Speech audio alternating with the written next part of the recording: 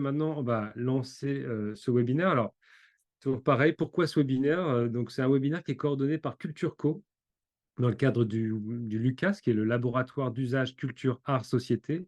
Pour mémoire, le LUCAS, ça a été fondé par Culture Co avec le Bureau des Possibles, qui est une agence d'intelligence collective basée à Lyon, et Villes Innovation, qui est un bureau d'études basé à Marseille. Donc, on a monté ça, c'était en 2019. Et du coup, avec le LUCAS, on accompagne en ce moment même la révision du schéma départemental des enseignements artistiques et des pratiques amateurs en Seine-et-Marne. Et nous montons ce webinaire en partenariat avec le département de Seine-et-Marne, qui aujourd'hui est représenté par Christelle, qu'on a entendu tout à l'heure, Christelle Picot-Pinot, qui est sous-directrice au développement et à l'accompagnement des territoires dans le département de Seine-et-Marne, et également Sandrine Vallée, que j'ai aperçue tout à l'heure, chargée de développement culturel et en charge du schéma départemental des enseignements artistiques. Bienvenue et bonjour à toutes les deux.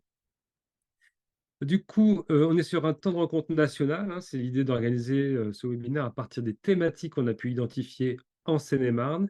Donc, c'est un webinaire qui s'adresse en priorité, bien sûr, aux acteurs de ce territoire, mais qu'on ouvre à chaque fois aux communautés Lucas, aux acteurs qui, du coup, ont été impliqués à nos côtés dans le cadre de leur chantier à l'échelle nationale. Et ce sont des webinaires aussi qu'on ouvre à nos adhérents et à nos partenaires. L'objectif, toujours le même, partager les bonnes pratiques et surtout favoriser l'interconnaissance et le fait de se relier.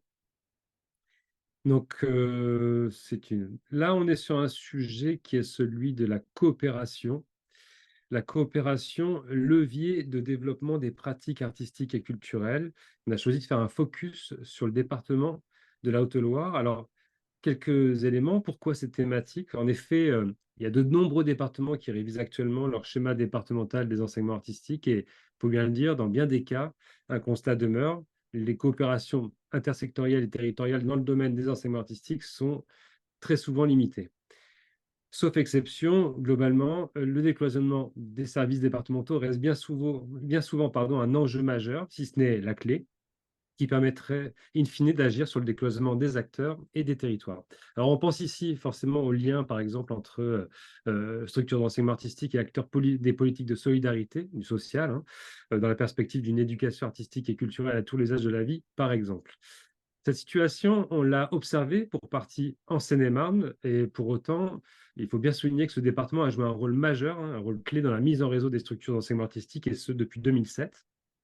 Alors, c'est passé par le biais notamment de conventions, de projets transversaux. Et grâce à ces outils, le département a encouragé la coopération entre les acteurs des enseignements artistiques, et ce, à l'échelle des intercommunalités.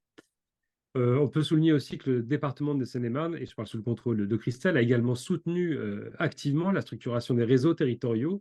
On pense ici au collectif Seine Oui. 77, on pense aussi au RIF, hein, qui sont donc deux réseaux qui fédèrent notamment d'un côté des acteurs de la diffusion et de l'autre des acteurs des musiques actuelles. Mais globalement, face à cet enjeu de coopération, de nombreux acteurs seine-et-marnais nous ont dit et qui défendent aujourd'hui la nécessité pour le département d'accroître les coopérations à la fois entre les structures d'enseignement artistique, qu'elles soient publiques ou associatives, les coopérations entre les pratiques en cursus, si on parle d'enseignement artistique, et les pratiques amateurs, et enfin, les coopérations entre le département et l'éducation nationale, tout ça finalement pour favoriser la mise en dynamique de mutualisation finalement et de mise en réseau des acteurs du territoire. Alors, face à ce défi de coopération, on a identifié plusieurs questions qui se posent. La première, comment peut-on renforcer la coopération et le partage de bonnes pratiques entre les acteurs à l'échelle d'un territoire départemental, premier niveau. Et le deuxième élément, c'est comment peut-on inciter finalement les intercommunalités à définir des projets culturels de territoire qui intégreraient la question du développement des pratiques artistiques des habitants.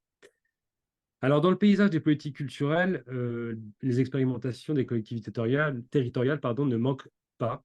Et c'est pour partager l'expérience du département de Haute-Loire qu'on a invité Karine Demourgue, qui est directrice déléguée à la coopération au département de Haute-Loire, et Émilie Langlois, qui est responsable de l'unité action culturelle dans ce même département, la Haute-Loire.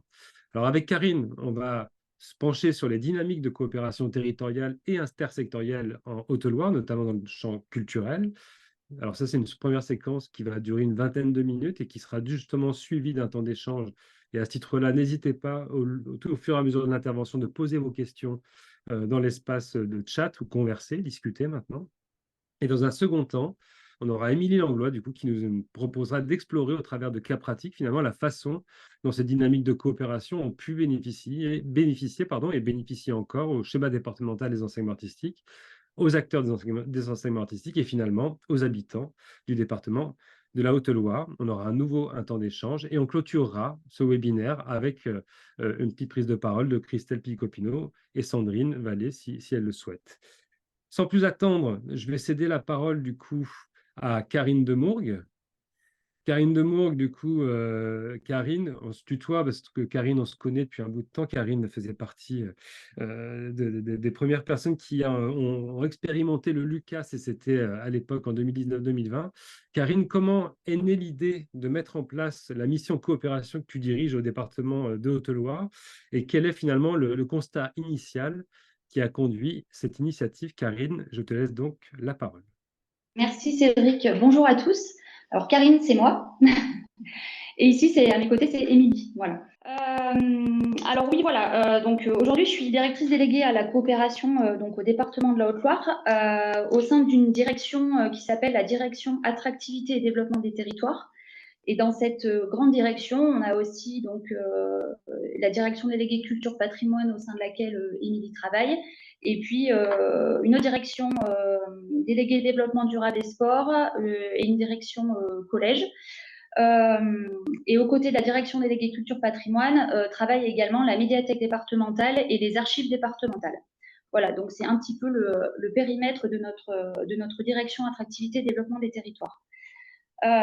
Juste pour préciser en 2 mots qui je suis. Alors moi, je ne suis pas une professionnelle de la culture du tout. C'est Émilie qui joue ce rôle-là dans notre binôme. Moi, je travaille donc sur les questions de coopération territoriale et intersectorielle depuis un petit moment déjà, puisque dès 2005, j'ai commencé à travailler dans des pays au départ, hein, donc c'est des territoires de projet, ce qui m'a amené à travailler avec des acteurs de différents secteurs, publics, privés, notamment à travers les conseils de développement sur des sujets extrêmement variés qui allaient de l'eau à la petite enfance et autres. Voilà.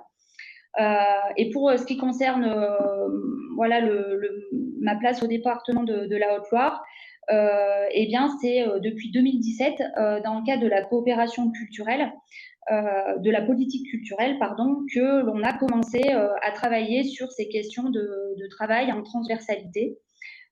Et depuis donc 2017, nous travaillons collectivement à installer et à pérenniser ces pratiques de travail collaboratives au sein de notre collectivité. Et vous allez voir que ça s'inscrit dans un temps plutôt long.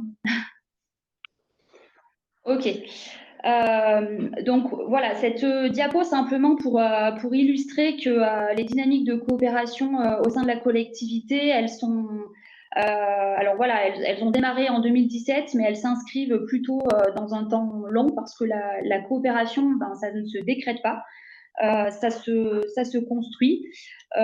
Et chez nous, ce qu'on peut dire, c'est que même si on y travaille depuis 6 ans maintenant, presque 7, ben, on a réussi à faire pas mal de choses. On va l'illustrer à travers nos propos avec Émilie, mais c'est pas parfait. On a encore des choses à améliorer, des choses à imaginer euh, pour ben, mieux travailler en coopération tous ensemble. Cette construction, elle se fait à l'appui d'outils, de moyens humains, à coup d'expérimentation, de projets qui nous font tous réfléchir et qui font avancer le collectif. C'est vraiment, comme on peut souvent le dire, la politique des petits pas. Donc voilà, donc je vais revenir un petit peu en détail là sur chacune de ces étapes. Donc, au départ, l'image que vous avez, c'est la feuille de route politique de notre collectivité pour la période précédente, la mandature précédente, donc 2015-2020. Et c'est finalement à travers cette feuille de route qu'on a commencé à travailler la coopération dans notre collectivité. Donc, pour ce qui, voilà, peut-être que vous n'arrivez pas à très bien lire, je me rends compte que c'est pas hyper lisible, mais je vais vous citer quelques priorités. Les priorités, c'est ce qu'il y a en couleur dans cette feuille de route. Donc, il y en a 13, et au centre, vous avez des objectifs de gestion. Et parmi ces priorités, on retrouve notamment, je ne les citerai pas toutes, mais pour des choses qui vont vous parler à vous du secteur culturel, on a d'abord ouvrir l'offre culturelle pour l'attractivité du territoire et le vivre ensemble. Donc ça, c'était notre priorité numéro 9. Ensuite, priorité numéro 8, faire des jeunes des ambassadeurs des atouts du territoire. Donc, on entend par atouts du territoire tout ce qui concerne les patrimoines, la vie associative et donc bien sûr tout ce qui est pratique culturelle et sportive. On a aussi innové dans la relation aux usagers et au territoire. Ça, c'est la priorité numéro 13. Et puis, en termes d'objectifs de gestion, on a valorisé l'action du département et son appropriation par les agents et les citoyens. Et donc, vous voyez que dès le départ, avec cette feuille de route, finalement, il y a eu une volonté politique de décloisonner et d'innover. Et c'est à partir de ça que les choses se sont construites.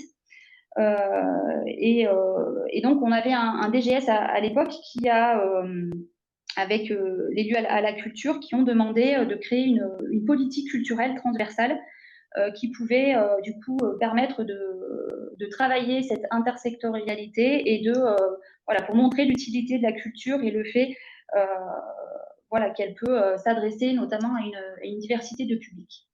Donc, du coup, pour passer à cette phase un peu opérationnelle, donc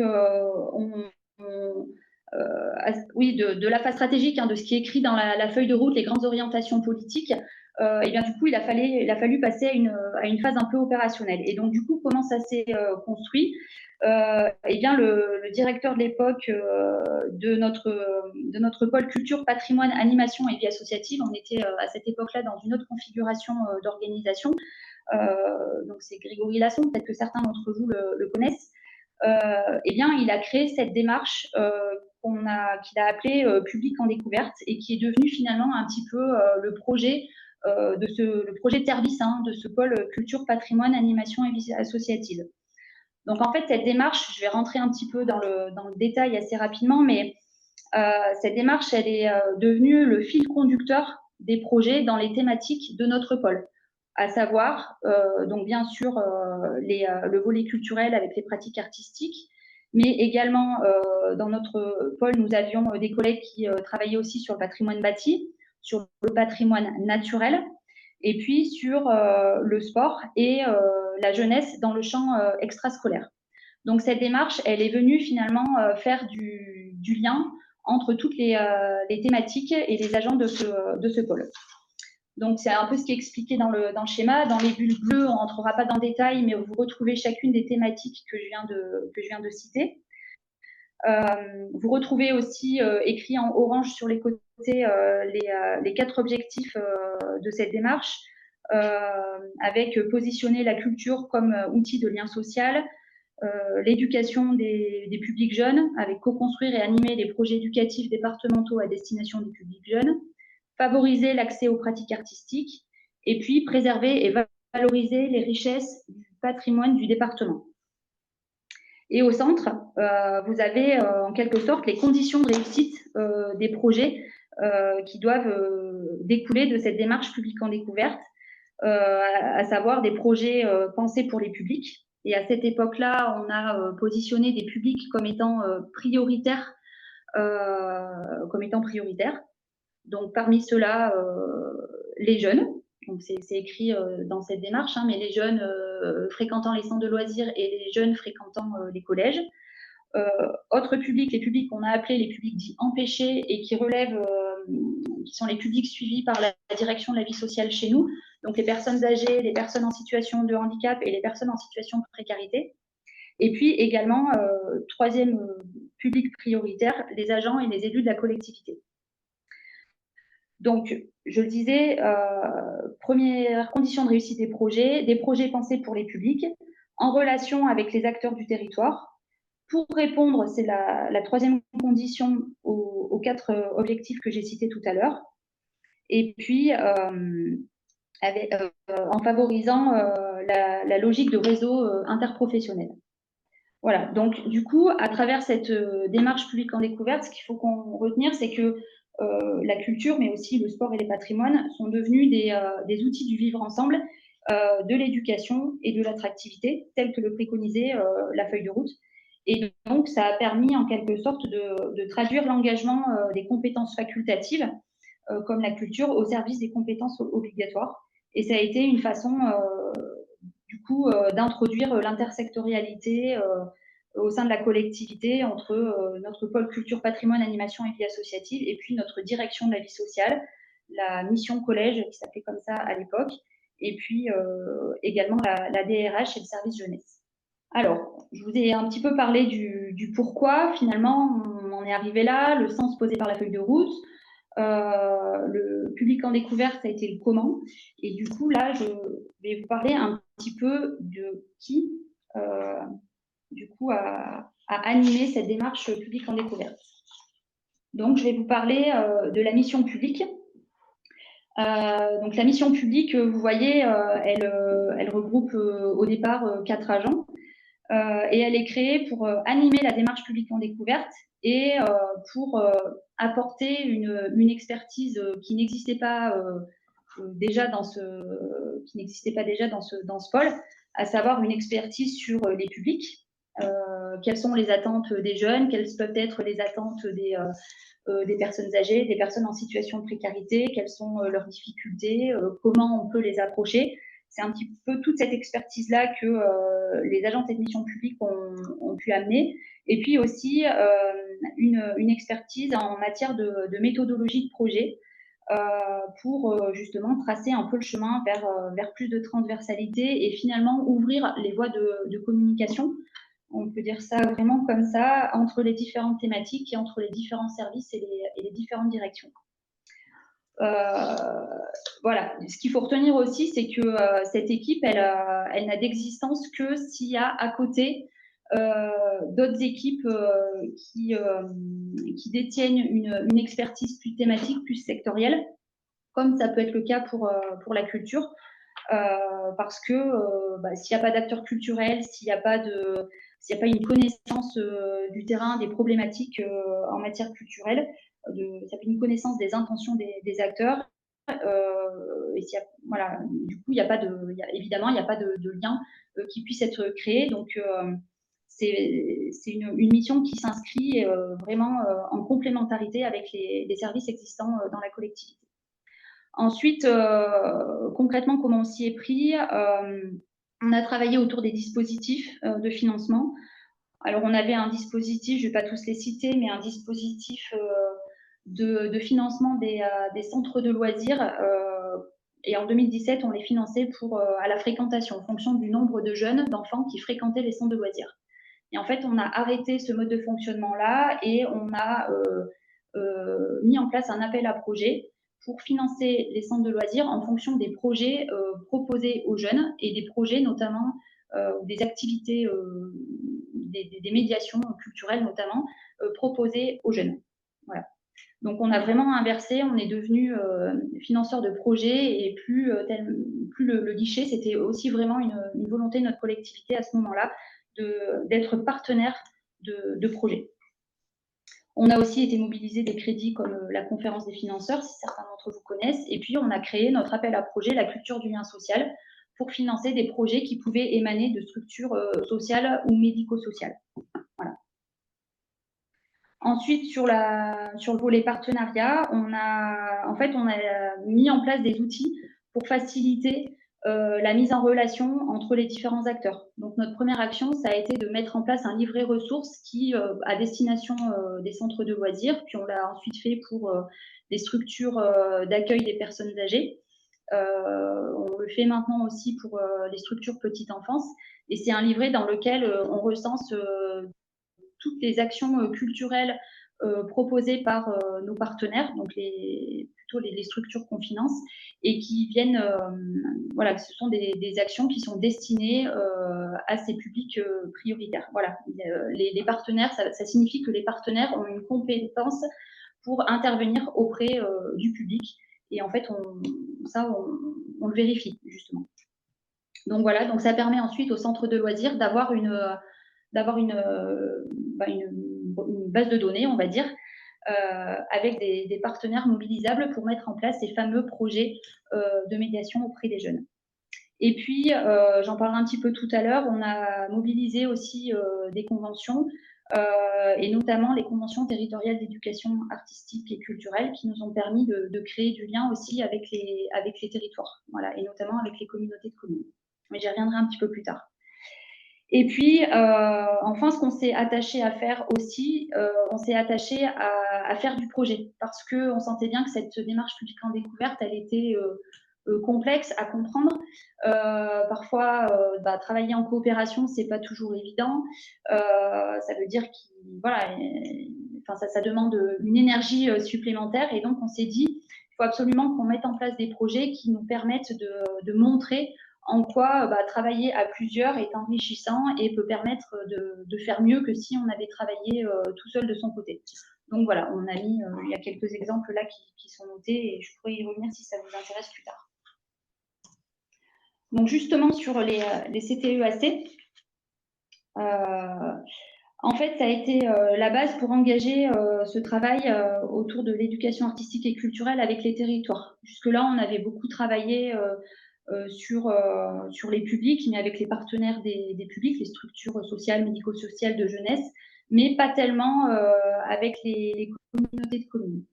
Et il se trouve que, là, je pense qu'on est à peu près en 2018-2019, la DRAC Auvergne-Rhône-Alpes pousse fortement pour que l'on déploie ces fameuses conventions territoriales d'éducation artistique et culturelle parce que il y a des départements dans lesquels ça fonctionne bien et notamment l'Ardèche et le Puy-de-Dôme. Et puis ça apporte aussi pas mal de financement pour les territoires. Donc d'un côté on a cette volonté de la DRAC et puis de l'autre côté au sein de notre collectivité il y a aussi une volonté de travailler avec les EPCI avec des conventions thématiques à l'époque. C'est ce qu'on appelle le contrat 4311. Il y a une volonté de travailler sur des conventions thématiques culture patrimoine. Après, on ne sait pas tellement pourquoi on demande de faire ça et surtout comment on va le faire. Mais on se dit que c'est peut-être deux démarches qui peuvent converger et donc et qui peuvent nous permettre de partager des objectifs sur ces thématiques culturelles avec les territoires. Donc on va rapprocher ces deux démarches, les optimiser et on va se lancer donc dans les CTEAC. La petite chose qu'on a apportée en plus, c'est que au niveau du ministère de la Culture, l'EAC visait le 100% des jeunes formés, si on peut dire ça comme ça, sur l'EAC. Nous, parce qu'on avait cette démarche publique en découverte avec cette diversité de publics prioritaires, on a fait un peu des conventions territoriales qu'on a voulu, un peu made in notre Loire, j'ai dit ça comme ça. Et donc, on a voulu attirer l'attention des communautés de communes. Alors, ça a plus ou moins bien marché, mais sur ces autres publics prioritaires, en valorisant le fait que l'EAC, ça peut être aussi une démarche qui se fait, qui s'acquiert tout au long de la vie. Et puis, on y a inscrit des thématiques un peu larges, parce qu'on a travaillé avec la médiathèque départementale notamment, et que dans notre pôle, il y avait tout ce qui était patrimoine naturel. Donc, on a essayé de faire quelque chose d'un peu globalisant autour du patrimoine notamment. Voilà. C'est vrai qu'on on pourra en reparler avec Émilie, on a un peu tâtonné au départ. On a réalisé un guide méthodologique. Émilie a écrit un guide méthodologique pour accompagner cette démarche. On avait vraiment besoin de collectivement comprendre ce qu'on pouvait faire à travers ces TEAC. Et puis il y a des projets qui sont sortis, une évaluation qui a été menée en 2021 et des CTEAC qui perdurent, voire d'autres qui voient le jour aujourd'hui. Mais en tout cas, un outil pour coopérer avec les communautés de communes et pour que du coup les communautés de communes coopèrent avec leur écosystème local aussi. Et puis il y a le LUCA qui est arrivé via la Fédération Arts Vivants et Départements de l'époque.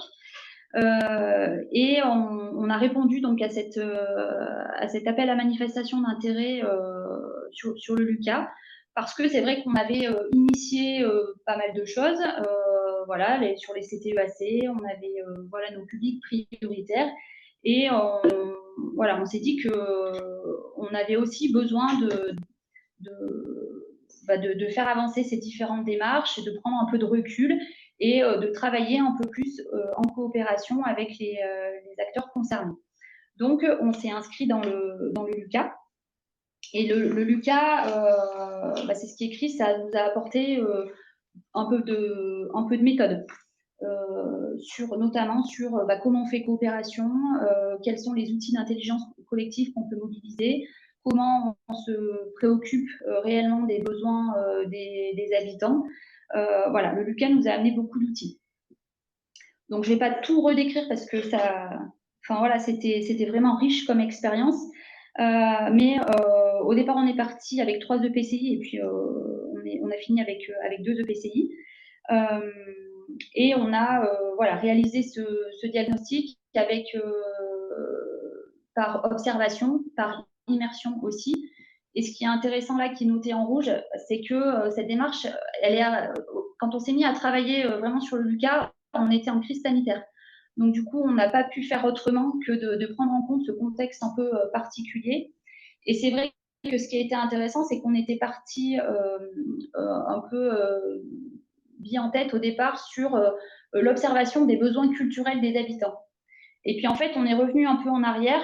On s'est dit, mais il y a une crise là qui se passe ou qui s'est passée, donc il faut qu'on aille questionner autre chose. Et donc, on a été questionner les besoins profonds des habitants, accentués ou révélés par la crise sanitaire. Donc finalement, pendant un temps, on a toujours travaillé avec les collègues de la culture, bien sûr, mais on s'est vraiment attardé sur ce volet habitant avec les partenaires qui étaient les nôtres, hein, notamment la direction de la vie sociale, des partenaires de terrain, les fédérations d'éducation populaire et autres. Et donc, pendant un temps, on a perdu la culture de vue. Mais après, voilà, elle a été réintroduite. Et vous allez voir un petit peu comment.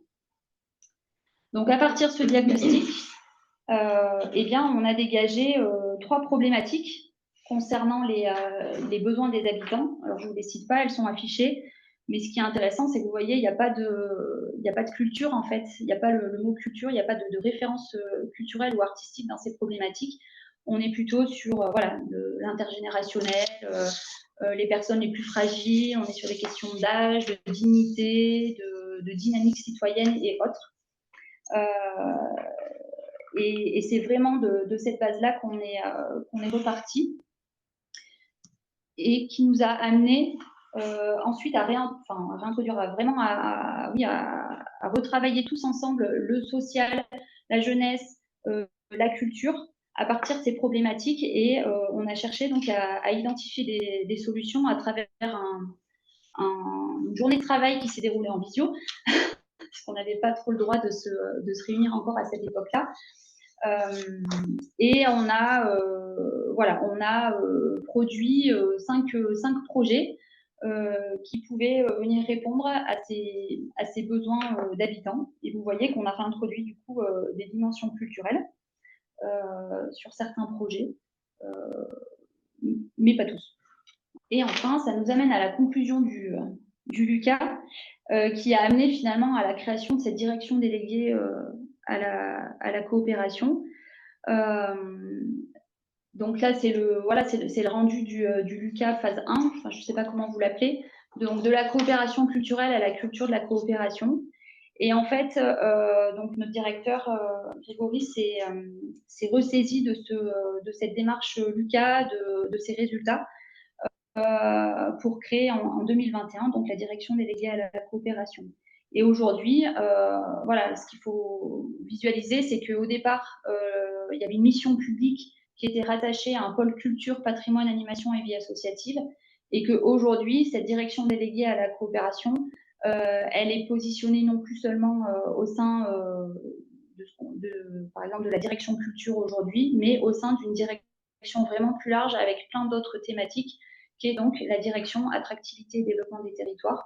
Donc ça veut dire que la coopération, eh bien, c'est un sujet pas seulement pour la culture, mais vraiment pour tous nos autres collègues de notre direction, voire plus largement de notre collectivité. Voilà, on est vraiment un service support avec des compétences en ingénierie, en connaissance des territoires et des habitants, et on essaie vraiment de jouer ce rôle-là, d'accompagner nos collègues dans la mise en œuvre de projets intersectoriels, de projets de territoire, voilà, en les amenant à faire un peu ce pas de côté, cette prise de recul qui est parfois nécessaire.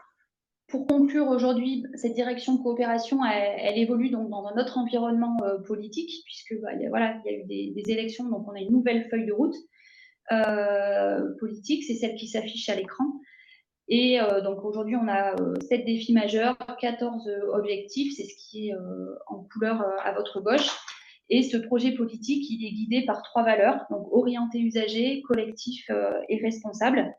Et finalement, cette direction déléguée coopération, elle est un peu l'outil ou un outil au service de la mise en œuvre concrète de ces valeurs. Voilà, alors après, on en est là aujourd'hui.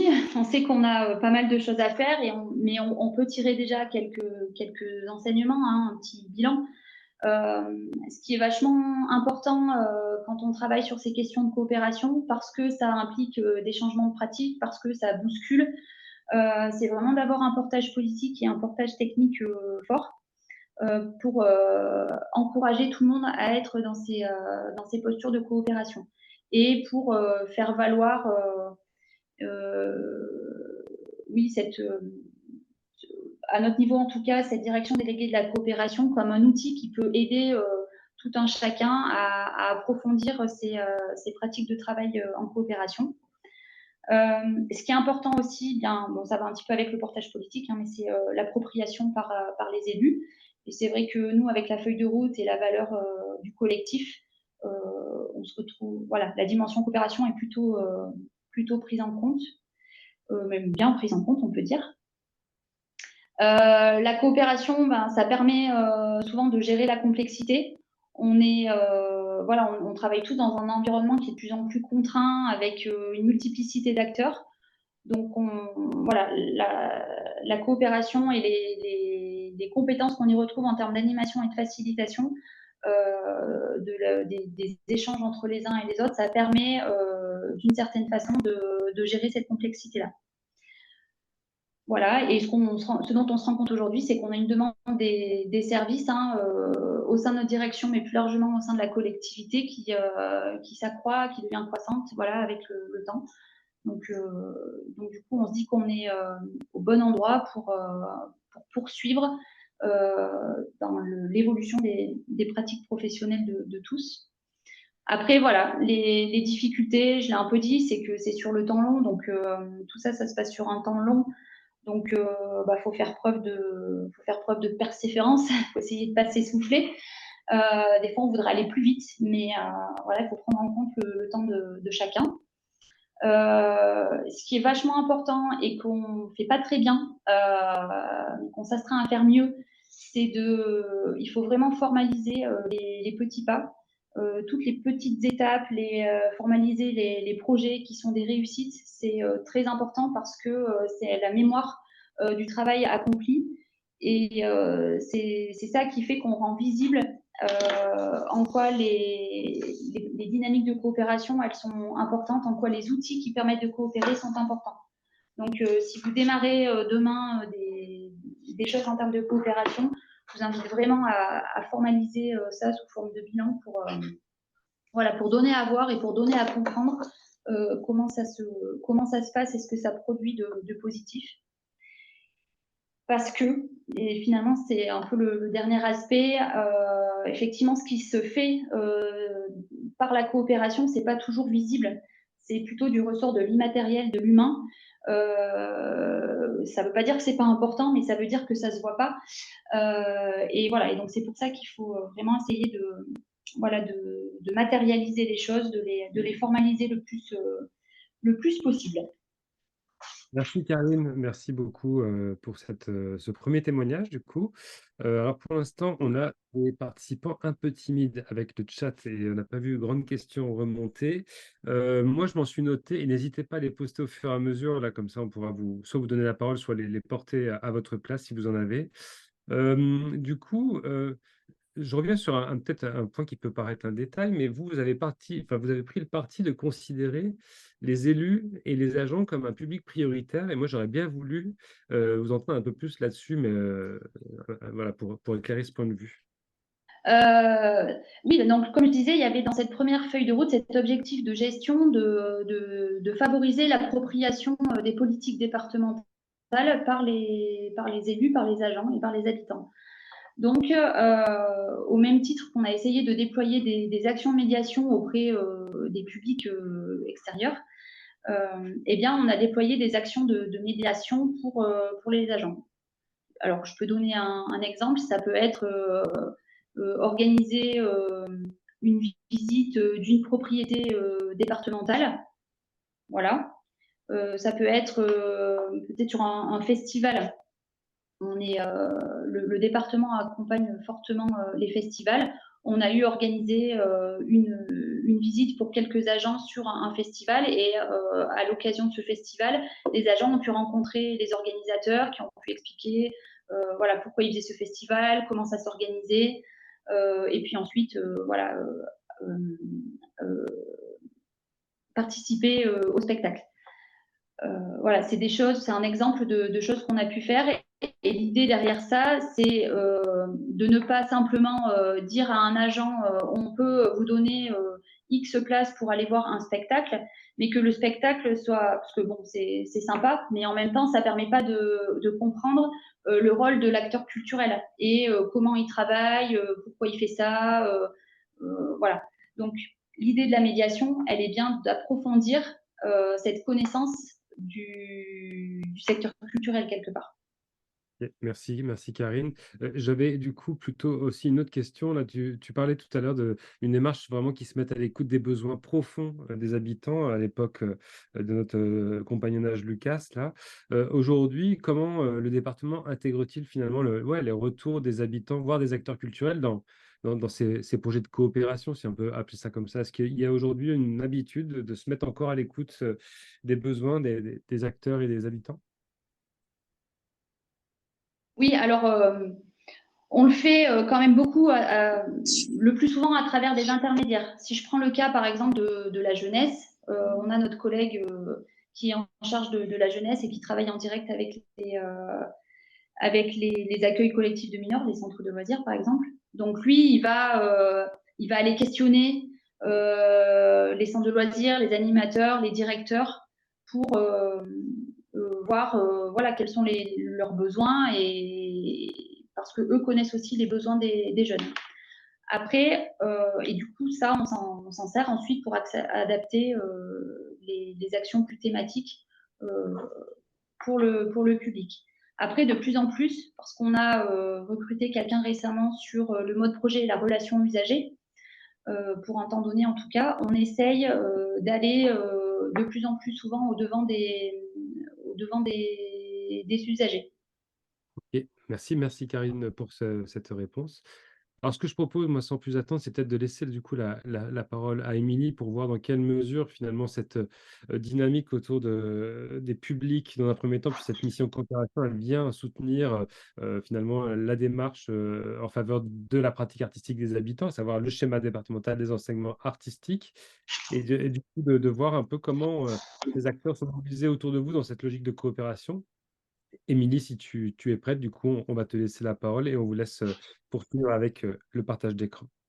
Donc effectivement, je travaille à la direction culture et patrimoine qui est dirigée par Anne-Laure Delorde-Baruc. Je suis responsable de l'unité action culturelle et j'ai notamment pour mission le suivi des artistes en danse, théâtre, art de la rue. J'ai le suivi du schéma départemental des enseignements artistiques et également des conventions d'éducation artistique et culturelle. Donc voilà, donc je vous parlais là du schéma des enseignements artistiques 2022-2027. Pourquoi un nouveau schéma? En fait, le premier schéma date des années 2000, de 2000. Le premier schéma a permis d'accompagner la structuration territoriale de l'enseignement artistique sur le territoire, donc. Celui de 2006 a accompagné la structuration pédagogique. Notamment, on a classé les établissements par type, de 1 à 4, sachant que le type 4, c'est le conservatoire à rayonnement départemental du Puy-en-Velay, avec la mise en place de critères, par exemple le pourcentage de profs diplômés, les cycles, si voilà, une école permettait la mise en place d'un cycle 1 ou jusqu'au cycle 3. Voilà, tout ça, c'est des critères qui rentraient dans la typologie. Celui de 2014 a permis le développement de la danse. Nous étions donc plus uniquement sur la musique. Et la formation, on a proposé également, grâce au CFEDEM, une formation des directeurs, ce qui a été absolument fondamental pour ce qui nous intéresse là cet après-midi, parce que ça a permis entre les directeurs une interconnaissance de leurs structures, qui sont régies directes et associatives. Et ça a permis aussi de créer un groupe, en fait. Un groupe, c'est-à-dire qu'aujourd'hui encore, et pourtant ça date de 2018, et continue en fait à se rencontrer pour parler de problématiques et mettre en place des actions. Celui de 2017, donc tout à l'heure, Karine parlait d'un politique culturel de 2017. Le schéma 2017 a permis de positionner les établissements d'enseignement artistique comme des partenaires et non plus comme des bénéficiaires du département, mais des partenaires auprès des publics et des territoires. Donc, c'est là qu'on retrouve la démarche publique en découverte dont parlait Karine. À ce moment-là, le schéma des enseignements artistiques devient le schéma des enseignements et de l'éducation artistique, parce qu'à côté de cette partie enseignement, nous y mettions également en valeur tout ce que le département portait pour l'EAC, qui n'était pas forcément relié aux établissements d'enseignement artistique. Hein. Ça pouvait être les actions au milieu scolaire, notamment auprès des collèges. Enfin, voilà, un exemple parmi d'autres. Donc, voilà comment on l'a positionné. En 2022, on s'est dit qu'il était à ce moment-là important d'accompagner les établissements face à des nouveaux enjeux et que finalement ce schéma devenait un outil de partage d'objectifs. Avant d'entrer dans le vif du sujet, juste quand même quelques chiffres. Super, magnifique. Donc quelques chiffres en janvier 2023. Donc 10 établissements sur le territoire, 5 associatifs et 5 en régie directe. Et la particularité de notre département, c'est que toutes les écoles ont une échelle intercommunale, ce qui est assez quand même spécifique. Il n'y a pas dans le schéma d'école municipale. Une maison pour tous, donc celle de Chadrac, qui est partenaire du conservatoire pour la partie musique actuelle. Il y a 9 comités de communes, non 10, mais, ah oui, parce qu'il n'est pas à jour. Ce sont 10 comités de communes qui sont concernés, 2700 élèves, 170, voilà, super magnifique, 170 professeurs et un budget de 730 000 €. Donc, s'ensuit la carte pour vous aider un petit peu à comprendre voilà, ce que ça implique. Donc, le Puy-en-Velay, là, c'est le type 4. Vous voyez un petit 4, j'espère. Donc, les typologies. Avec les petits triangles, ce sont les annexes. La particularité, c'est qu'il y a, donc là, à l'ouest du département, une école qui a une annexe, on va dire ça comme ça, sur notre communauté de communes, voilà.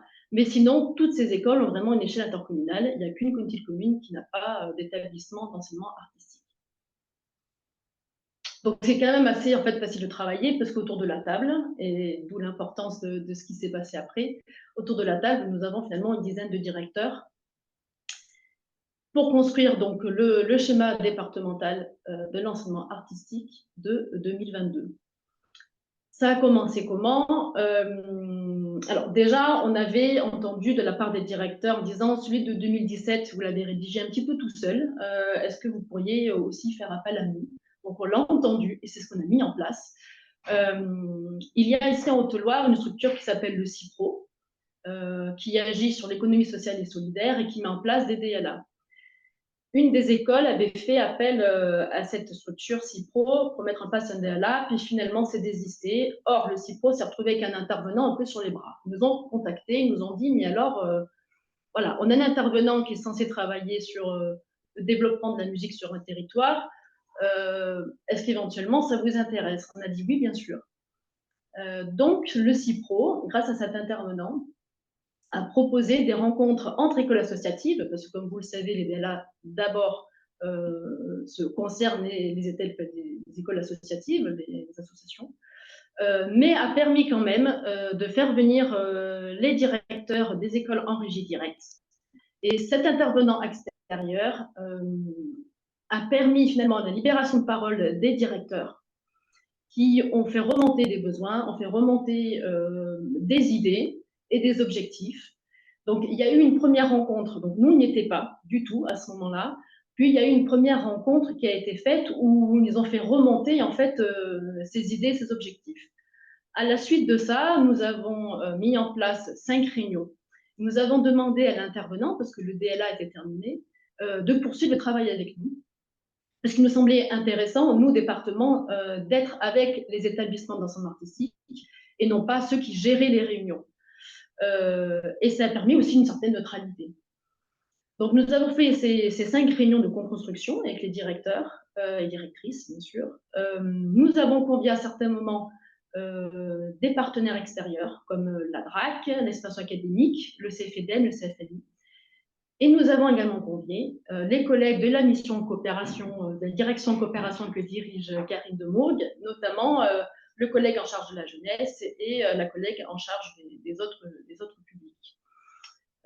On avait évidemment besoin à ce moment-là aussi de leur expertise sur ces publics-là. Ça a permis la définition d'objectifs et de fiches action. Ensuite, ben voilà, s'est déroulée la présentation en commission chez nous enfants-jeunesse, la présentation en comité de pilotage, donc devant les présidents d'associations et les présidents d'intercommunalités. Nous l'avons fait voter. Et puis, nous avons officiellement représenté ce schéma à l'ensemble des EPCI, et de tous les partenaires qui le souhaitaient. Et j'étais, en fait, on l'a présenté vraiment avec donc, ma directrice Nord de Lombaruc et puis 2 directeurs qui ont bien voulu s'impliquer dans cette présentation aussi, pour vraiment exprimer que ce n'était pas le schéma du département de la Haute-Loire, mais le schéma à l'échelle du département, pour le département, avec un petit d et pour les établissements et pour les habitants. Donc bon, voilà, assez basiquement, la synthèse des échanges est arrivée sur un axe 1, conforter l'enseignement artistique sur le territoire, et l'axe 2, décliner l'éducation artistique et culturelle dans les établissements d'éducation artistique et culturelle, d'enseignement artistique. Donc 2 axes, il y a eu 7 objectifs et 8 fiches opérationnelles. Donc j'aimerais bien, si vous voulez, faire un petit focus sur l'axe 2, qui concerne l'EAC. Cette slide-là, c'est celle que notamment on a présentée aux élus, parce qu'il fallait, vous êtes peut-être tous confrontés, réexpliquer ce que c'était que l'enseignement d'un côté et réexpliquer aussi ce qu'était l'éducation culturelle. Parce qu'en fait, c'est que lors de l'écriture de ce nouveau schéma, ce dont on s'est rendu compte, c'est on a enlevé en fait le E de éducation culturelle à SDEEA pour revenir à un schéma de l'éducation, enfin de l'enseignement artistique, pardon, dans lequel nous avons un axe donc sur l'EAC, mais qui concerne que les établissements d'enseignement artistique, et en fait l'éducation culturelle finalement est développée via les dispositifs collèges ou via des conventions EAC dont parlait tout à l'heure Karine, et j'y reviendrai un petit peu aussi. Donc, nous avons représenté quelle était la définition de l'établissement de l'EAC et en expliquant que dans le cadre de l'enseignement, surtout pour les élus, de dire que certes, votre établissement certainement vous coûte cher dans votre PCI. Peut-être oui, si vous voyez qu'il y a 200 usagers qui viennent prendre des cours, ça vous paraît peut-être assez peu de personnes concernées par rapport à l'ensemble des financements que vous mettez. Cependant, il est important d'expliquer que dans les territoires, ces établissements sont vraiment des structures culturelles professionnelles qui ont la possibilité de s'ouvrir sur le territoire. Et donc là, on est sur aussi l'étude de l'impact de cet établissement sur le territoire en se disant peut-être qu'il y a 200 usagers, mais il y a aussi 1500 habitants qui peuvent être concernés par l'action de l'établissement artistique. Et ça implique, dans la typologie dont je vous parlais rapidement tout à l'heure, on a indiqué qu'il était obligatoire pour chaque établissement de mettre en place des projets. Donc chacun comme ils le pouvaient, c'est-à-dire que le type 1 n'en mettra qu'un en place, le type 4 comme le conservatoire, ça serait bien qu'ils en mettent au moins 3 en place dans l'année. Ça impliquait aussi une modification on va dire, voilà, on a mis en place des fiches opérationnelles suite à cette modification de typologie, où sur le coup, certains élus ou présidents d'associations nous ont dit quoi, mais qu'est-ce que vous voulez faire de nos établissements d'enseignement artistique, etc. Enfin bon, donc il y a eu des petits débats, mais c'était intéressant, c'était aussi l'objet. Et suite à ça, nous avons donc rédigé des fiches opérationnelles. Voilà, ça c'est ce que je vous disais tout à l'heure, l'EAC, les projets et nombre, participes et contextes, ce qu'on a modifié dans la typologie. Donc on a mis donc rédiger des fiches opérationnelles dans le cadre du schéma pour nous aider finalement à ne pas rester uniquement sur des grandes idées et que la mise en place de la gouvernance va nous permettre, parce qu'on a une réunion bientôt avec le directeur des établissements d'enseignement artistique, de voir concrètement voilà, où est-ce qu'on en est aujourd'hui. Ça permet de mettre en place en fait une évaluation interne. Là, ce que j'ai mis en jaune, c'est ce qui va concerner le sujet de la coopération. Donc là, la fiche 4 notamment, renforcer la coopération et la mutualisation entre établissements. Donc sur, par exemple, l'emploi partagé entre établissements, sur la mise en place de projets tels des orchestres juniors éphémères, ou organiser la centralisation d'examens, ou par exemple aussi accompagner l'établissement dans la structuration d'un projet d'ouverture de classe. Sur la fiche numéro 6, c'est sur les musiques actuelles, où là, comment on se rencontre avec les établissements, mais pas que, avec aussi des lieux relais qui viennent d'un ancien schéma d'orientation de lieux de musique actuelle, faire venir également des experts comme le directeur de SMAC pour penser l'avenir de musique actuelle sur le territoire, donc essayer de se réunir et donc de coopérer pour que la musique actuelle puisse perdurer et rester dans l'actualité de ce que sont aujourd'hui les musiques actuelles. Et donc là, je voulais m'attarder un petit peu, c'est sur la fiche numéro 7. La fiche numéro 7, en fait, qui concerne la structuration des modalités de développement de l'EAC sur les territoires. Parce qu'effectivement, en fait, quand on discute avec les directeurs, ils ont eu quand même très peur que l'EAC vienne remplacer l'enseignement, pour faire court. Donc, il a fallu qu'on explique qu'effectivement, ce n'était pas le cas et que c'était plutôt une démarche vers laquelle il fallait qu'ils tendent. Au-delà, et quand on dit ça, c'est au-delà de mettre en place ce qu'on soutient déjà, des DUMI sur les territoires, mettre en place des CHAM, des CHAD, etc. Pour cela, nous avons donc un outil, les conventions EAC dont a parlé Karine tout à l'heure. Donc, comme elle l'a dit, effectivement, c'est une démarche qui est à l'initiative de la DRAC, qui est venue toquer à la porte des départements en disant, voilà, on vous propose de mettre en place des conventions. D'abord, une convention départementale sur l'EAC qui se déclinera ensuite sur les territoires, où là, les territoires pourront mettre en avant un diagnostic, mettre en place des projets qui répondraient à un fil conducteur sur 3 ans. Un fil conducteur, en fait, qui révèle une problématique de leur territoire et comment est-ce que finalement la mise en place de projets culturels viendrait répondre d'une certaine façon à cette problématique-là. Autour de la table des conventions EAC, il y a donc la DRAC, l'Éducation nationale, donc c'est voilà, la DRAF, la CAF, la région, le département et les EPCI volontaires. Au département de la Haute-Loire, dans le département, il y en a 8 qui ont été signés. Quand je dis EPCI volontaire, c'est-à-dire que ça a démarré en 2018 avec un premier modèle, puis il y a eu là une seconde génération en 2022. Il y a des EPCI qui ne sont toujours pas signataires depuis 2018. Il y en a qui ont arrêté la démarche, notamment parce qu'on explique effectivement coopérer avec ces signataires-là et coopérer sur les territoires et mettre en place des projets, ça demande de la ressource humaine. Ça demande, et c'était aussi pour les établissements d'enseignement artistique, important qu'il y ait dans les territoires une personne qui puisse être le relais et qui ne soient pas eux seuls à mettre en place des projets. Parce qu'effectivement, ce n'est pas leur objectif premier. Donc, cette coordination, au moins à 50%, pour certains EPCI, ça reste compliqué.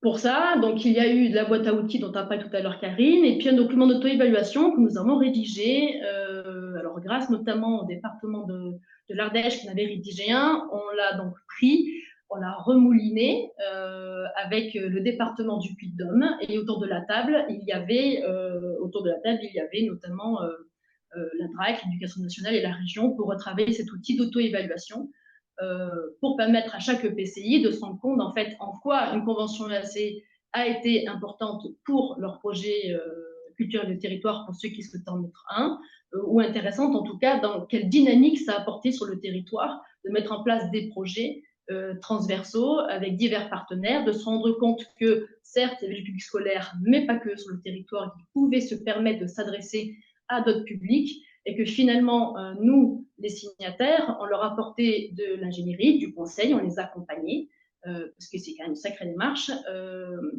mais on les accompagnait aussi financièrement, évidemment. Donc, effectivement, la fiche opérationnelle dont je parlais tout à l'heure, voilà comment, alors en voici une, voilà comment elles sont présentées en fait dans le schéma, avec donc qui sont les bénéficiaires, qui pilotent cette fiche opérationnelle et qui sont les partenaires de cette fiche opérationnelle. Et en fait, ce qui en ressort, c'est que effectivement, pour les établissements d'enseignement artistique, c'est le souhait de faire partie d'une concertation multipartenariale pour aussi bien comprendre les enjeux, l'importance, comme je disais tout à l'heure, de la ressource humaine pour que eux soient un partenaire, mais pas uniquement ceux qui portent l'intégralité des projets. On a également indiqué qu'il était important que dans chaque établissement, il y ait un enseignant référent sur ces projets-là. Parce que la coopération, voilà, ça demande aussi de passer du temps à cette coordination.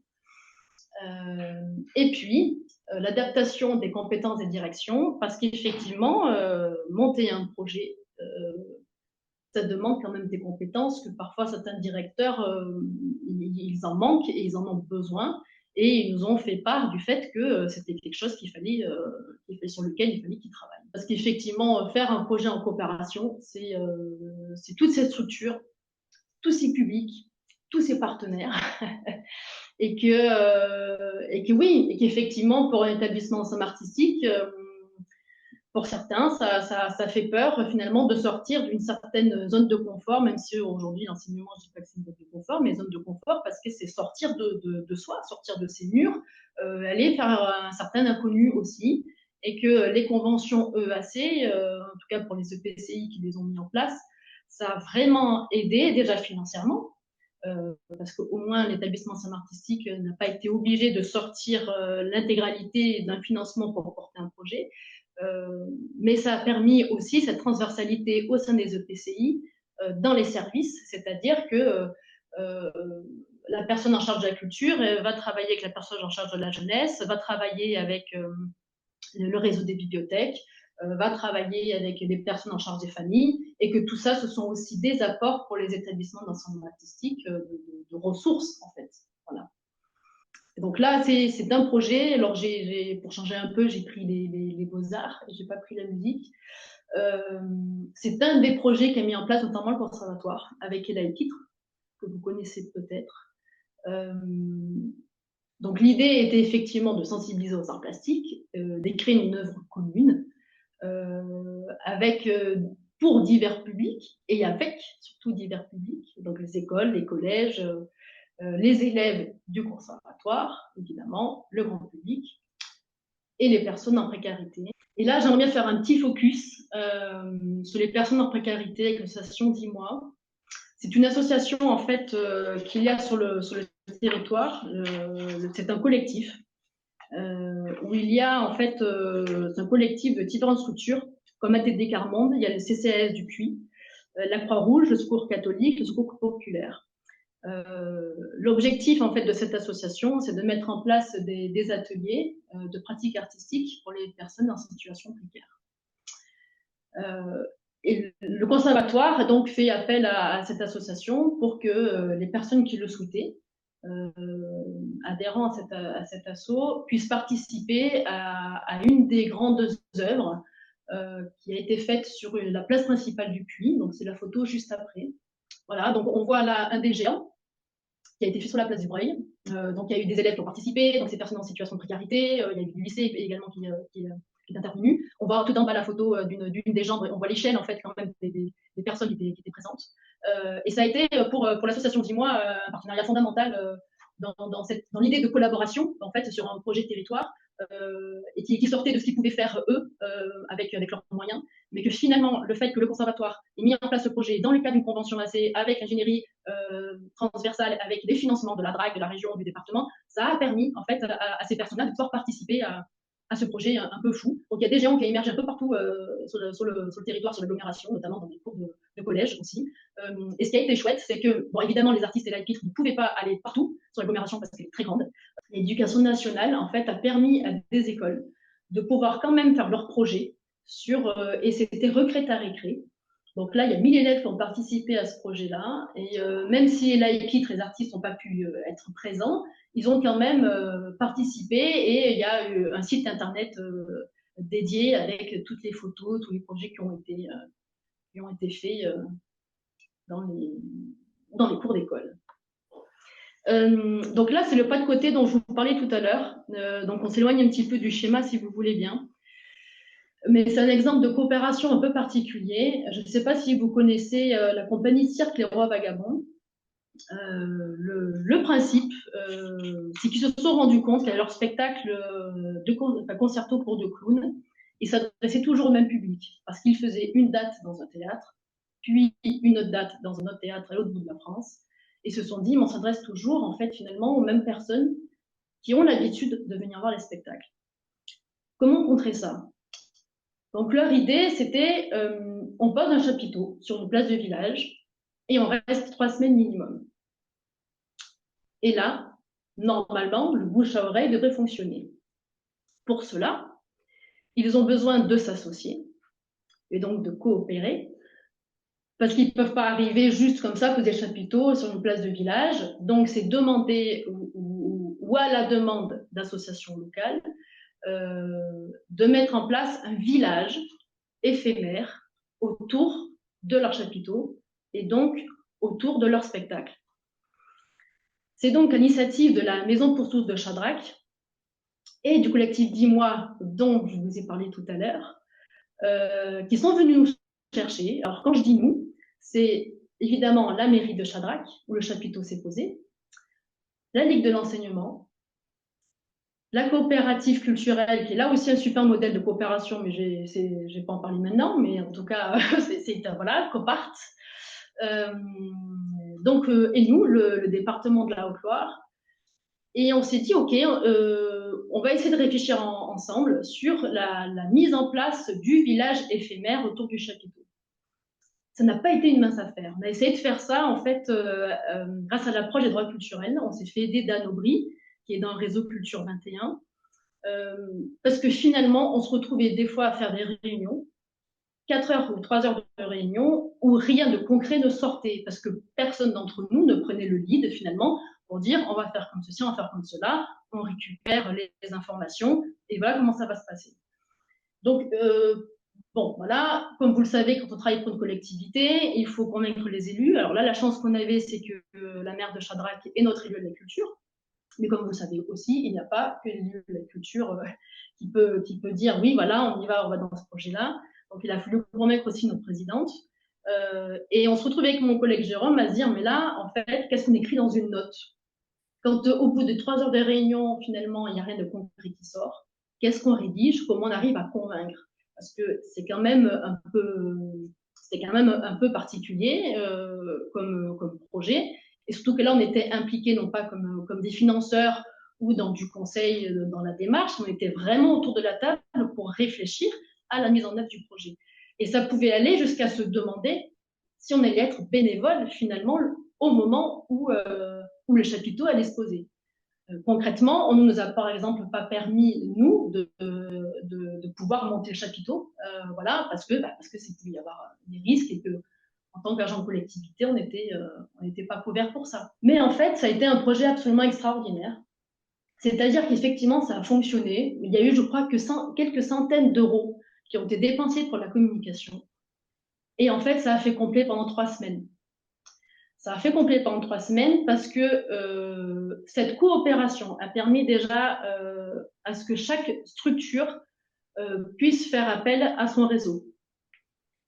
Ça a fonctionné parce que les bénévoles se sont motivés, parce que les structures, comme Exemple pour tous, collectif 10 mois, ont permis finalement par leur légitimité à ce que finalement ces bénévoles aient envie de participer à la mise en place d'un village. Quand on dit village, c'est-à-dire que autour du spectacle, il y a eu, donc là vous voyez, un petit bout de bar à côté qui a été fait notamment avec l'aide d'un artiste, Nicolas Savoy. Ce sont les situations, donc les personnes en situation précaire du type 10 mois qui ont mis en place, qui ont monté et créé de toutes pièces ce bar-là. Il faut dire que pendant les 3 semaines de présence, il n'y a eu aucun vol, rien n'a été abîmé, alors que c'était vraiment en pleine place en fait. Et on a fait appel, enfin on n'a pas fait appel, c'est que la mairie de Chadrac a proposé à des habitants de participer, de venir pour savoir un peu comment ça se passait. Et des habitants, effectivement, de Chadrac, au fur et à mesure, sont venus voir. D'abord, ils ont bu une bière, puis ils sont allés voir le spectacle. Et puis, certains sont devenus même bénévoles. Et c'était cet ensemble-là qui a fait que ça a été complet, finalement, tous les soirs, parce que les gens, le bouche-oreille a fonctionné, les gens ont parlé. Donc, finalement, ça a fonctionné comme ça, par ce bouche à oreille, parce qu'il y avait toute une ambiance. Et autour, dans ce village, ce qu'on a mis en place, c'est même pas nous qui l'avons mis en place, c'est qu'on a proposé à qui voulait de mettre en place des actions. Donc, il y a eu des contes, il y a eu des ateliers de construction de décors, il y a eu une bibliothèque de rue, enfin voilà, il s'est passé énormément de choses. Et nous, département de la Haute-Loire, il y a eu un week-end où les artistes étaient absents. Donc, ils nous ont laissé le chapiteau. Et des artistes de la Haute-Loire, donc que l'on a payé, ont pu présenter leur spectacle sous le chapiteau. Voilà. Pourquoi je vous raconte ça? On a fait un bilan la semaine dernière. Donc, bon, moi, j'ai pas pu être au bilan malheureusement, mais il y a une des personnes, notamment du collectif 10 mois, qui a dit voilà, moi, ce projet, ce que ça m'a permis, parce qu'on leur a demandé, en fait, finalement, à ces gens-là, vous êtes venus, comment vous êtes venus, pourquoi vous êtes venus et comment vous en êtes ressortis. Et en fait, ce qu'elle exprimait, c'est qu'elle avait toujours voulu devenir bibliothécaire et que le fait d'avoir été bénévole lors de cet événement qui a quand même duré 3 semaines, ça lui a donné confiance en elle. Et puis finalement, ça lui a permis de devenir bibliothécaire de la bibliothèque de rue du collectif 10 mois, et ça a changé sa vie. Merci Émilie pour ce témoignage du coup. Est-ce que vous pourriez nous dire, vous, quels ont été les principaux enjeux, on parlait de la CTEAC justement, quels les principaux défis rencontrés dans la mise en place des CTEAC? CTEAC, ça veut dire contrats territoriaux d'éducation artistique et culturelle. Et du coup, s'il y en a eu, comment vous avez surmonté? On sait qu'à l'époque, c'est un peu frotté quand même en Haute-Loire sur les CTEAC. Est-ce que vous pouvez nous en dire plus?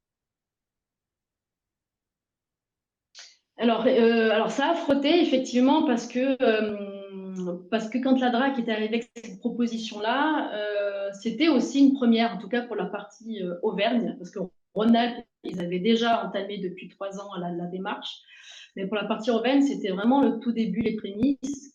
Et en fait, on a tous essuyé les plâtres, c'est-à-dire que nous, départements, on allait sur les territoires proposer cette convention. Puis la DRAC venait aux réunions côté de la région, côté de l'éducation nationale. Mais ça a été essuyer les plâtres sur le fonctionnement. Et on a essayé avec Karine à ce moment-là de rédiger effectivement cet outil méthodologique parce qu'il nous semblait important, mais même pour nous, pour aller finalement convaincre un peu les EPCI. Alors quand je dis convaincre, s'ils ne voulaient pas, ils ne voulaient pas, et c'était pas grave évidemment. Mais au moins leur parler du projet et de la démarche.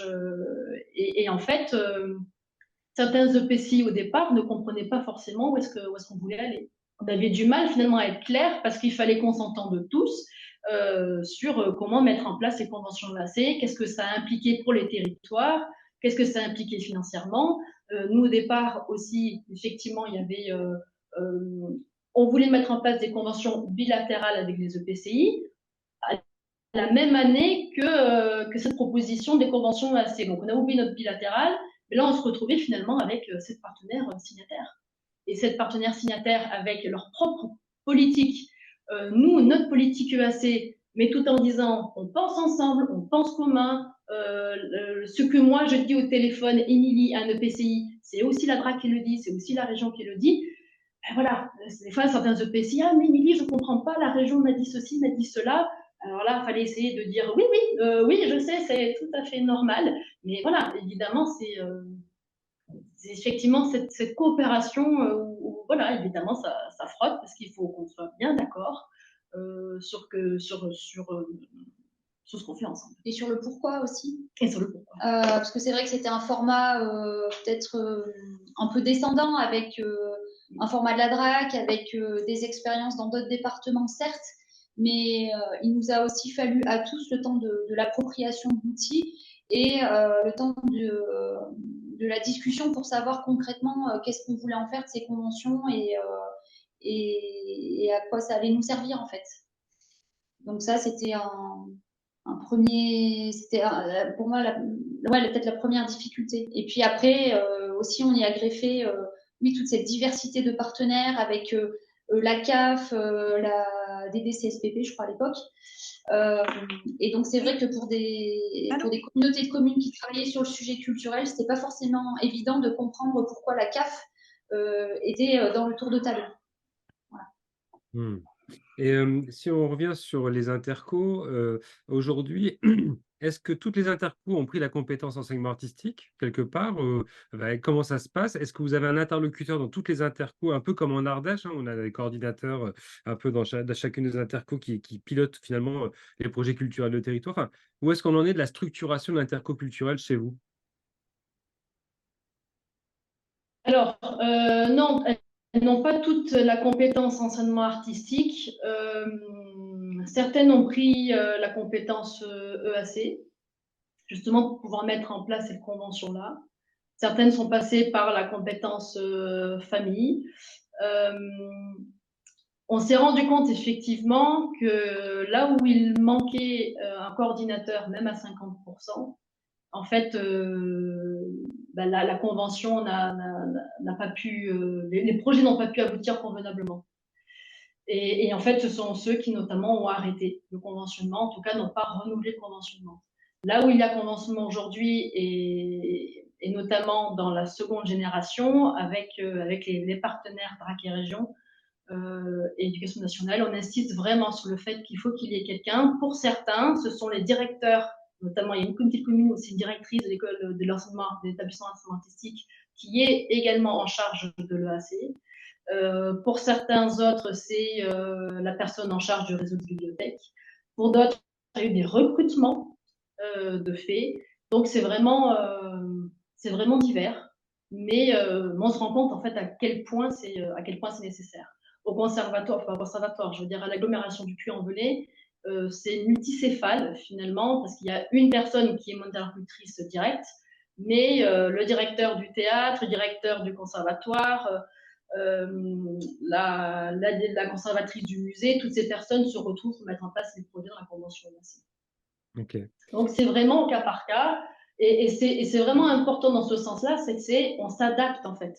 Il y a un modèle de convention, ensuite eux rédigent leur propre article, mais on s'adapte en fonction des projets. On leur dit n'en faites pas 5000, ne faites pas une brochette de petits projets, peut-être concentrez-vous sur un gros projet avec des artistes qui viendraient d'ailleurs, mais avec aussi les structures locales qui pourraient faire un relais.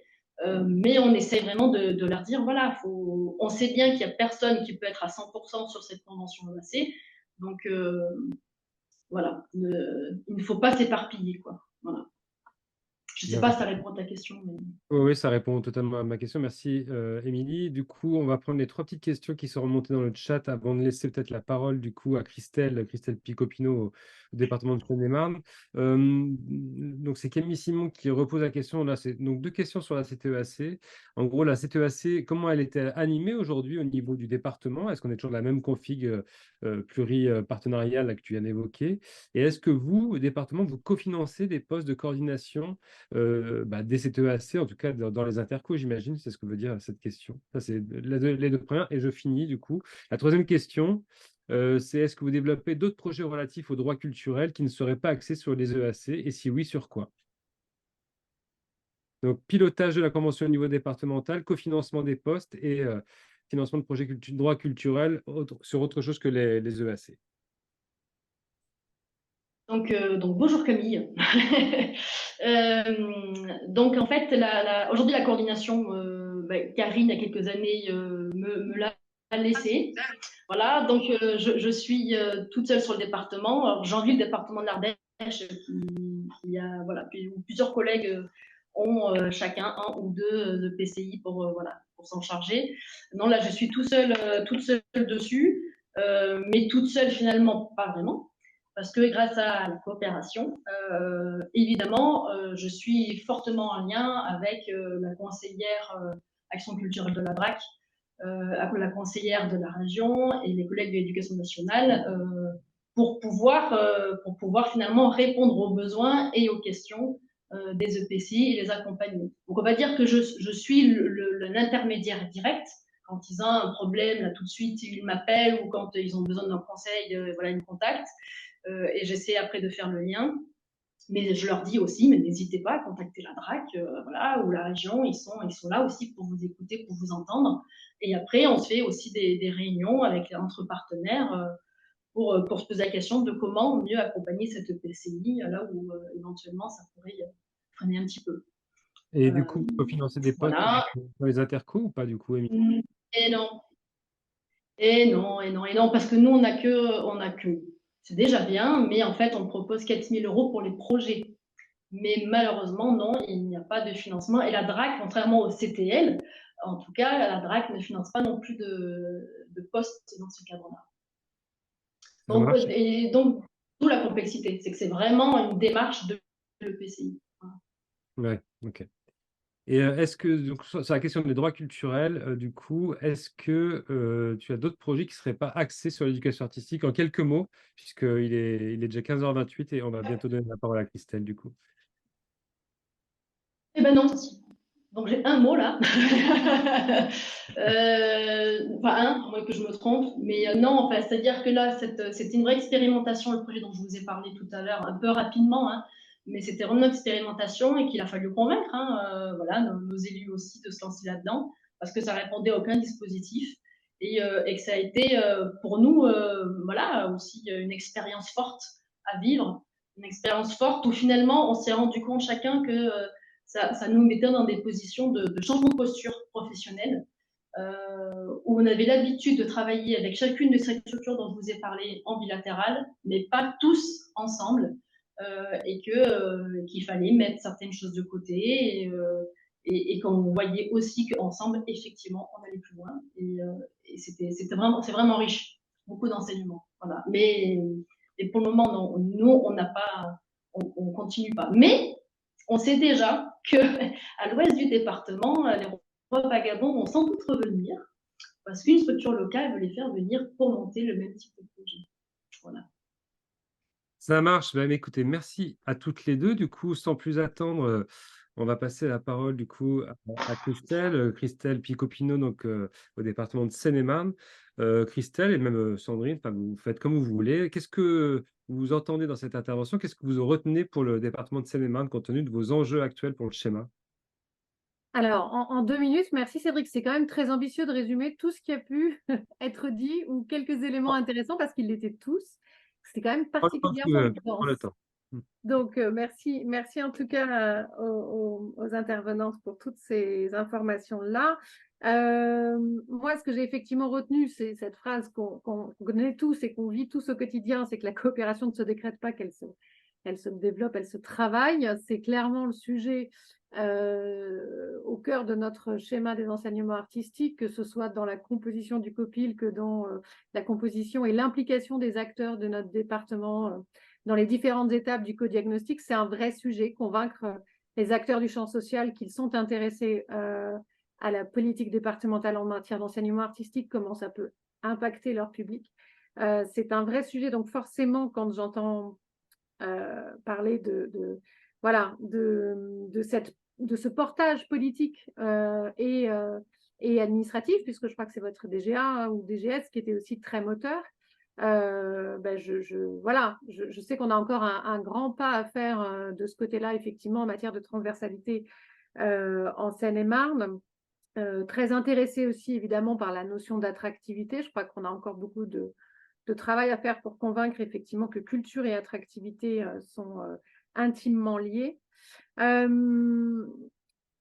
J'ai trouvé que vraiment la mécanique qui s'est traduite en termes organisationnels de vos services, de vos directions, dit effectivement énormément de cette nouvelle façon de travailler tous ensemble et voilà, qui m'interroge beaucoup par rapport à ce futur schéma, justement, et à ces axes prioritaires. Juste pour rappeler et pour dire où on en est à commencer la phase rédactionnelle du futur schéma des enseignements artistiques de Seine-et-Marne, après donc un an accompagné par le LUCA de diagnostic, de co-construction avec les acteurs. Mais on arrive là effectivement dans la phase un peu plus concrète. Non, toute l'autre phase l'était aussi, mais dans la phase voilà, rédactionnelle et dans cette phase qui va engager les élus sur les axes. C'est surtout là où je voulais en venir et sur ce que sera notre future délibération. Nous, la coopération intersectorielle, pour l'instant, elle se place à quelques endroits sur des présences artistiques. Elle se place sur le travail avec la direction de l'éducation, sur des résidences d'éducation artistique et culturelle qu'on travaille en partenariat avec la direction de l'éducation, la DRAC, le rectorat. Elle se place à l'endroit de résidences de création aussi en lien avec le champ médico-social. C'est encore timide, mais c'est finalement une des entrées qu'on a pu trouver pour créer et inventer cette transversalité, transsectorialité. Qui est à développer et qui est vraiment à mettre au cœur de notre futur schéma.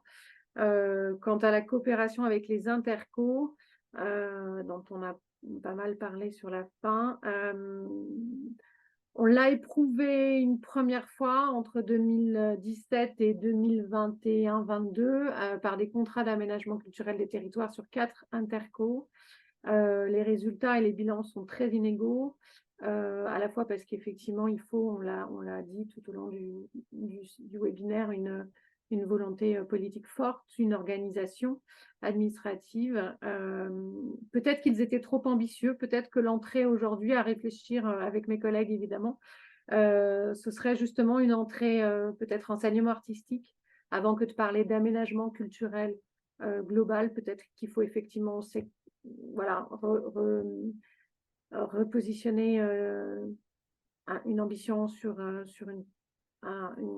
sujet d'aménagement à moyen terme. Je ne sais pas, c'est des questions qu'on va se poser. Et je suis désolée parce qu'il me manque une partie. J'ai dû malheureusement gérer un problème par ailleurs. Donc, je vais laisser Sandrine Vallée, référente pour le schéma de Seine-et-Marne, compléter mon propos. Oui, juste pour terminer, merci Christelle. Effectivement, il y a eu pas mal de pistes énoncées. Moi, ce que je retiens, c'est le croisement de l'EAC avec les enseignements artistiques. Déjà, cette première coopération-là, elle reste à faire. Juste parce que je suis chargée du schéma des enseignements artistiques avec mes collègues, rappeler le territoire Seine-et-Marnais, 23 intercos, 1,4 million d'habitants et des grosses disparités sectorielles nord-sud, est-ouest. Nous avons également, comme l'annonçait tout à l'heure Émilie, un CRD sur le secteur, mais en tout cas, Ce que nous avons retenu de la démarche du Lucas pour l'accompagnement de l'écriture, c'est le premier axe qu'on aurait à développer, c'est celui de la coopération et de la mutualisation. Donc, c'est quelque chose de très important au jour d'aujourd'hui. Et on en a tiré 3 objectifs, la coopération intersectorielle et territoriale, la transversalité, comme on en parlait avec Christelle, et renforcer les réseaux existants. Ces 3 objectifs-là devraient permettre effectivement de développer pas à pas cette recherche de coopération et de mutualisation. Voilà, moi ce que je retiens, c'est que via la démarche du Lucas, on a pu effectivement également faire une démarche participative et c'était déjà un premier pas dans la coopération. Après, cette question de l'éducation artistique et culturelle et la question des enseignements artistiques, je pense qu'il faudra la poser, mais peut-être dans la refonte du futur schéma qu'on est en train d'écrire dans un deuxième temps. Merci Sandrine pour ce commentaire du coup. Je vais reprendre la main pour clôturer. Pour la première fois, on est en retard dans les webinaires du Lucas, donc très rapidement, vous dire que si vous voulez aller plus loin, il y a des ressources disponibles sur notre site lucarecherche.fr avec un podcast d'ailleurs qui a été publié pas plus tard qu'hier, un nouvel épisode sur les rimes, les rencontres intermondes qui ont travaillé justement la question de la coopération, mais par un autre prisme, celui de l'urbanisme culturel. On vous invite à écouter ça. Et il y a des synthèses, toujours des travaux qu'on a pu mener avec d'autres territoires, les Pyrénées-Atlantiques notamment, accessibles. D'ailleurs, je salue Sonia Ducasse qui était là tout au long du webinaire, chargée de mission enseignement artistique là-bas, et des webinaires aussi à retrouver. Et un petit moment de pub avec nos partenaires co-organisateurs de la Seine-et-Marne. On organise la semaine prochaine la 3e rencontre nationale des départements pour la culture. C'est le 29-30 novembre et 1er décembre à l'Envolée. Voilà, avec un programme qu'on espère riche. Et donc voilà, n'hésitez pas, c'est encore possible de s'inscrire, c'est possible jusqu'à ce soir. J'en ai fini avec ce petit moment de pub. On vous souhaite une bonne après-midi à toutes et tous, un bon week-end par avance. Et on vous fait suivre les ressources dans un prochain mail avec ma collègue Mathilde. À très bientôt.